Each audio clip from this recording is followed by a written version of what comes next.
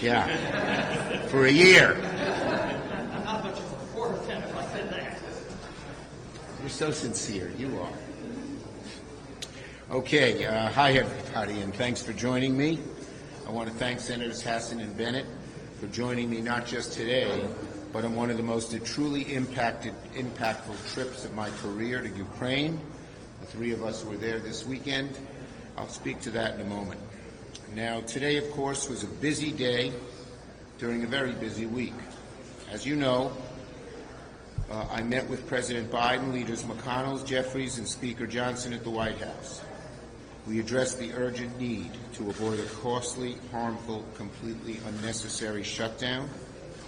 The process will take compromise and bipartisanship, but Democrats are committed to keeping funding open, to extend funding, to keep the government open. We hope Republicans will work with us in good faith on that. It was very clear to everyone in the room. And look, the meeting was a positive meeting. I think Speaker Johnson, on the one hand, is in a very difficult position.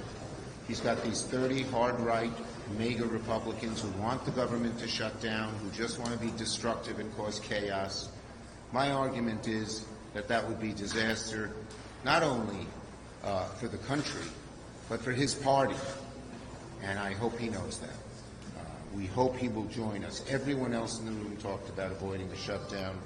President, Vice President Jeffries, McConnell, and I. And we got some positive vibes on that issue, although we're still not there yet. Okay?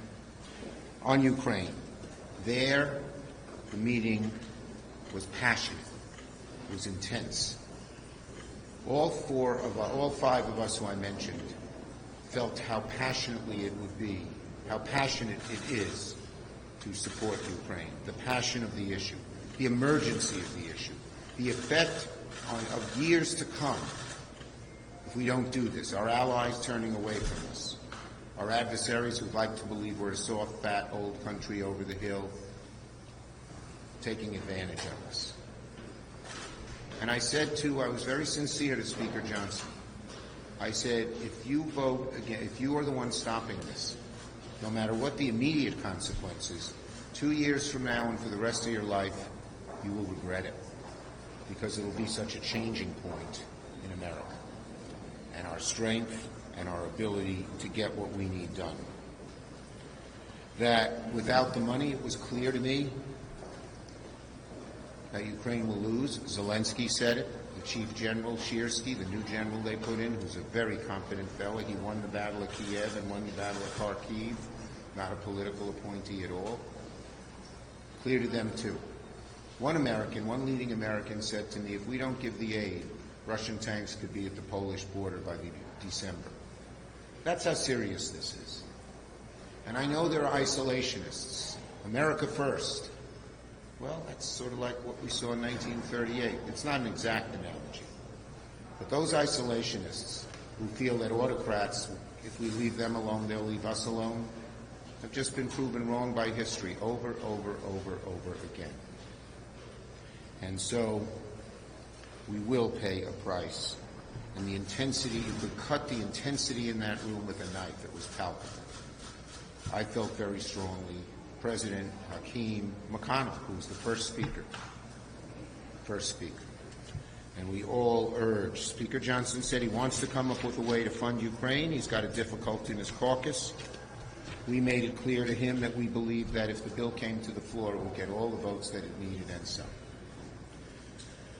And so again, I said to him, we cannot let these hard-right people who are so out of the mainstream of the Republican Party and of the country dictate what happens. Plain and simple. So, I mean, it was just, it was such a fact. It's going to stay with me the rest of my life. The three of us, one of the moving moments, we went to a gravesite, a recent gravesite with the two leading Ukrainian generals who were laying flowers. And there were over 200 graves, and each one had a picture of the recently deceased on it. They were young, they were old, they were men, they were women. But right to the left of this gravesite, which it was a parking lot 4 months ago, they were digging 100 new graves. The Ukrainian people are brave, strong, and will win.